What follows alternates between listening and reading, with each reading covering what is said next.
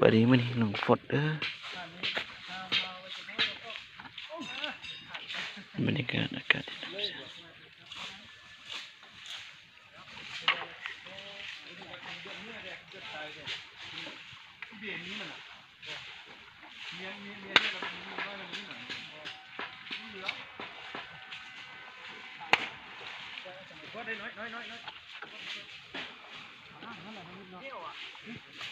เลย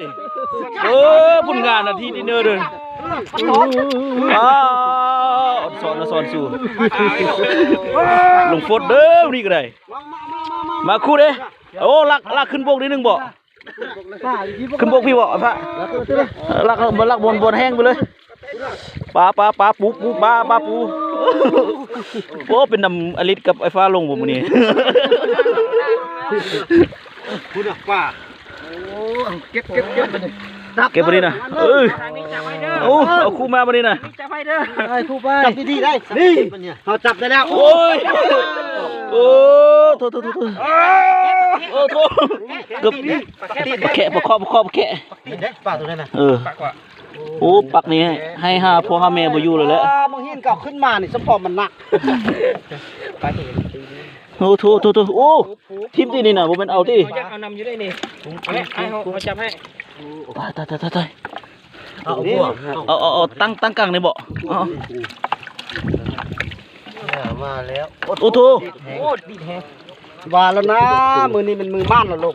โป๊เป็นไอคอนพามาแซ่กระดูกตีเหลือมาตายว่ะเอ้าอันนี้ปลาอย่างนี้น่ะโอ้โหปนินปลาอย่างก็ไม่ต้องให้มันเลือกุ้งก็เอาพร้อมเลยเด้อเห็นน่ะก้อยกุ้งโอ้ยตาเขาสุดยอดเลยข้างนี้น่ะยอดเนาะเบิกอ่อนแล้วแหละแค่ติดกระดูกเลยมื้อนี้ห้ามเพื่อไปบ้านมึงเวลาสมดิจัดการกุ้งอ่ะดินอยู่ที่มากินดิบได้บ่แล้วแต่มักแล้วเมนแล้วเพราะว่านี่แหละของแท้นี่เก็บเทละเทือแล้วมันของแท้แล้วเหยียบไม่เนาะอ่อนซ้อนเลยเทละเทือเราความสิความเก็บโอ้ดิเป็นน้องมาลงตีจึงบ่ได้น่ะสุดนี้น้องลงคือว่ามั่นใช่ป่ะน้อยคนเนาะลงกับบ้านซาโคตรไก่แล้วแท้ไอ้นี่โอ้ของแท้ปรากฏโอ้ลุงมันเยอะใหญ่เสื้อใหญ่ลีอยู่ไหนเอาเลยไหมจับเยอะมันคือว่าเก่งเถอะวะของแท้กูเก่งคือมึงดู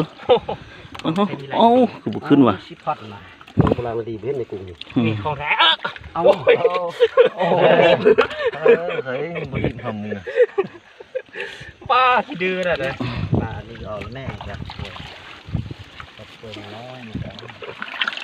ต้องว่าแต่ล้างน้ำเก็บไว้หนึ่งเนาะน้ำตีนเข้มล้างน้ำก่อนเอากินเนื้อนี่ออกก็ไม่ใจแล้วก็เอาออกพร้อมเอาสิผ่านออกจั่วของเห็นนี่ก่อนป่าแล้ววะบังน้ำนี่เนาะก็ได้เด้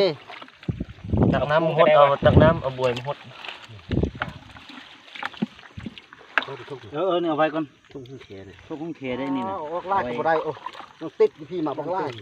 เนาะน้ำไว้ใครอีกเป็นไงบดทิ้งได้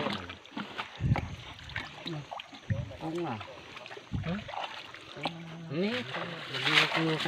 บนน้ำใต้เนาะมันออกได้ไงเหรอ